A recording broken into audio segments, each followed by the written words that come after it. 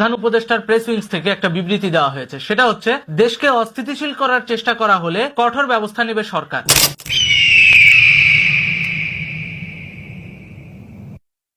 ভাই, আপনি পরশুদিন রাত্রে কোথায় ছিলেন? মাল খেয়ে ঘুমাচ্ছিলেন?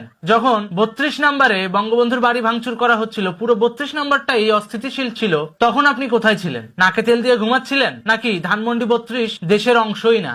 কোনটা? বাংলাদেশের অংশ না ধানমন্ডি 32? তাহলে আপনি ওই সময় এই কথার বাস্তবায়ন কেন করেননি? আপনারা সরকার কি ঘাস কাটতেছিলেন ওই সময়? নাকি আপনাদের কোনো দায় নাই? নাকি শৃঙ্খলা, শান্তি, আইন এইটাকে প্রয়োগ করার ক্ষেত্রে শুধু আপনারা পক্ষপাতিত্বই করতে জানেন, আর কিছু করতে জানেন না? কোনটা?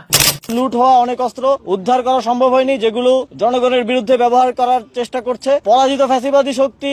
নানাভাবেই আরো বিভিন্ন জায়গা থেকে অস্ত্র বাংলাদেশে ঢোকানোর এবং দেশের পরিস্থিতি অস্থিতিশীল করার চেষ্টা করছে।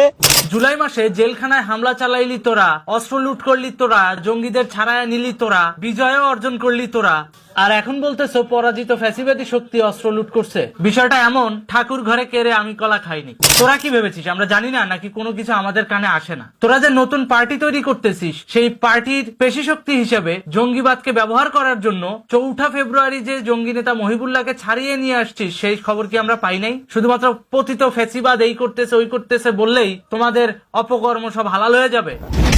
জঙ্গি নেতা মহিবুল্লাহকে ছাড়িয়ে আনা হয়েছে শুধুমাত্র উপদেষ্টাদের নতুন রাজনৈতিক দলের পেশি শক্তি হিসেবে ব্যবহার করার জন্য।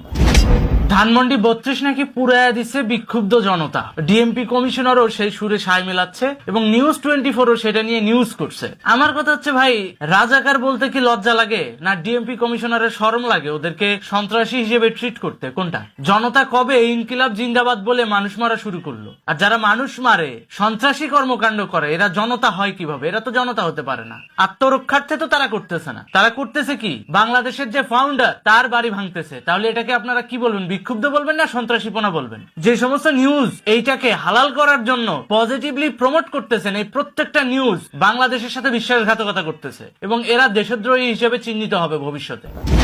যেখানে বাংলাদেশের ফাউন্ডারের বাড়ি সুরক্ষিত নয়, সেখানে সাধারণ জনতা কিভাবে সুরক্ষিত থাকবে এই ধরনের সন্ত্রাসী গোষ্ঠীদের কাছ থেকে? এটাকে আমরা বিক্ষুব্ধ জনতা বলবো, না জঙ্গিবাদ সন্ত্রাসবাদের এক অন্যতম উদাহরণ বলবো? ঠিক যেদিন বঙ্গবন্ধু শেখ মুজিবুর রহমানের বাড়ি ভাঙতেছে, তার আগের দিন কাশিমপুর কারাগার থেকে রীতিমতো জোর করে হেফাজতে ইসলামের যুগ্ম সাধারণ সম্পাদক এবং জামাতের যৌথ প্রচেষ্টায় জঙ্গি নেতা মহিবুল্লাহকে ছাড়িয়ে নেওয়া হয়েছে। এই যে জঙ্গি নেতা মহিবুল্লাহকে ছাড়িয়ে নেওয়া হলো, তার পরের দিনই বাংলাদেশের ফাউন্ডার বঙ্গবন্ধু শেখ মুজিবুর রহমানের বাড়ি ভাঙচুর করা হলো। এটাকে আমরা কি বলবো? সন্ত্রাসীপনা বলবো, না বিক্ষুব্ধ জনতার কর্মকাণ্ড বলবো? বিক্ষুব্ধ জনতা আত্মরক্ষার্থে অস্ত্র হাতে তুলে